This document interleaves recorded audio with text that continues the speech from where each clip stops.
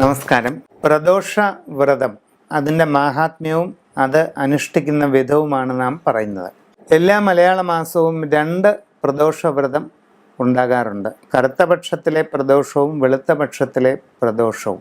രണ്ടും അനുഷ്ഠാനപരമായി പ്രാധാന്യമുണ്ട്. എങ്കിലും അധികവും കറുത്ത പക്ഷത്തിലെ പ്രദോഷമാണ് പലരും തീവ്ര വ്രതമായി എടുക്കാറുള്ളത്. ഒരു വാവിന് ശേഷം അടുത്ത വാവ് വരെ ഉള്ള കാലയളവിനെ 15 തിഥികളായി ഭാഗിച്ചിരിക്കുന്നു. വാവ് കഴിഞ്ഞു വരുന്ന 1-ാം ദിനം പ്രഥമ, 2-ാം ദിനം ദ്വിതീയ, 3-ാം ദിനം തൃതീയ, ഇങ്ങനെ വന്നിട്ട് 13-ാമത്തെ ദിനത്തിന് ത്രയോദശി എന്ന് പറയുന്നു. ഈ ത്രയോദശിയും സന്ധ്യയും കൂടെ വരുന്നിടത്താണ് നാം പ്രദോഷവ്രതം അനുഷ്ഠിക്കുന്നത്.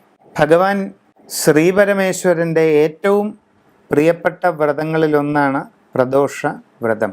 ഈ പ്രദോഷ വ്രതം തലേ ദിവസം സന്ധ്യ മുതൽ പ്രദോഷ സന്ധ്യ വരെയാണ് അനുഷ്ഠിക്കേണ്ടത്.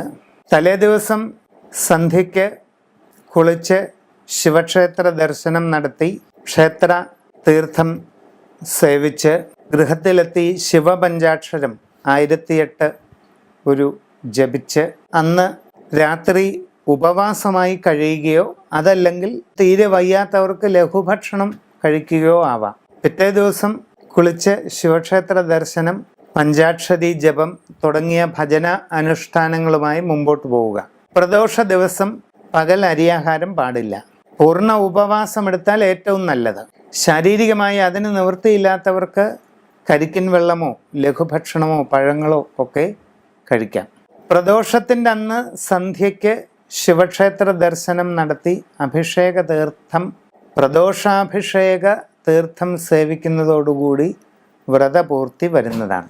ഇങ്ങനെ എടുക്കുന്ന പ്രദോഷ വ്രതത്തിന് നമ്മളുടെ മുജ്ജന്മ പാപങ്ങളെ മുഴുവൻ നശിപ്പിക്കുവാൻ കഴിവുണ്ടെന്നാണ് സങ്കല്പം. ഈ ജീവിതത്തിൽ നമുക്കുണ്ടാകുന്ന കഷ്ടപ്പാടുകളും ക്ലേശങ്ങളും പൂർവജന്മ കർമ്മഫലമാണെന്ന് ജ്യോതിഷം പറയുന്നു. ജന്മാന്തരകൃതം പാപം ആധിരൂപേണ ജായത്തെ എന്നാണ്. അപ്പോൾ ആ മുജ്ജന്മ ദോഷങ്ങളെ ശമിപ്പിക്കുന്നതിന് വേണ്ടി ഈ പ്രദോഷവ്രതം അനുഷ്ഠിക്കുന്നതായാൽ പൂർണ്ണ ഫലം അതിൽ നിന്നുണ്ടാകുകയും തുടർന്നുള്ള ജീവിതത്തിൽ സ്വസ്ഥതയും സന്തോഷവും ലഭിക്കുമെന്നുമാണ് വിശ്വാസം. ഈ പ്രദോഷം ശനിയാഴ്ച ദിവസം വന്നു ചേർന്നാൽ അതിന് ശനിപ്രദോഷമെന്ന് പറയും.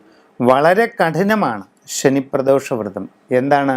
തലേ ദിവസം, അതായത് വെള്ളിയാഴ്ച ദിവസം സന്ധ്യാസമയത്ത് ശിവക്ഷേത്ര ദർശനത്തോടുകൂടി ഉപവാസം ആരംഭിച്ചാൽ ശനിയാഴ്ച പകൽ മുഴുവൻ ഉപവസിച്ച് ശനിയാഴ്ച സന്ധ്യയ്ക്ക് ദീപാരാധനയും പ്രദോഷാഭിഷേകവും കഴിയുന്നത് വരെ ഉപവസിക്കണം. ഉമിനീര് പോലും താഴോട്ടിറക്കാൻ പാടില്ല എന്നാണ് ശനിപ്രദോഷത്തിൻ്റെ വിധി. അപ്പോൾ അത്ര കഠിനമാണ് ആ ശനിപ്രദോഷ വ്രതം. പക്ഷേ ഏകാഗ്ര മനസ്സോടെയും ആത്മധൈര്യത്തോടുകൂടിയും ശിവചിന്തയിൽ മുഴുകി ശനിപ്രദോഷം ജീവിതത്തിൽ ഒരിക്കൽ അനുഷ്ഠിച്ചാൽ നാളതുവരെയുള്ള ജന്മജന്മാന്തര ദോഷപാപങ്ങളെല്ലാം പരിപൂർണമായി ശമിക്കുകയും അതിനുശേഷമുള്ള ജീവിതത്തിൽ ഒരിക്കലും അവരെ ശനിദോഷങ്ങൾ അശേഷം ബാധിക്കുകയില്ലെന്നുമാണ് വിശ്വാസം. ഇങ്ങനെ പ്രദോഷവ്രതവും ശനിപ്രദോഷവ്രതവും വ്യക്തമായി മനസ്സിലാക്കി ശേഷിയുള്ള ഭക്തർ വിധിപ്രകാരം അതനുസരിച്ച് അത് അനുഷ്ഠിച്ച് ഭഗവാന്റെ അനുഗ്രഹങ്ങൾ നേടിക്കൊള്ളുക.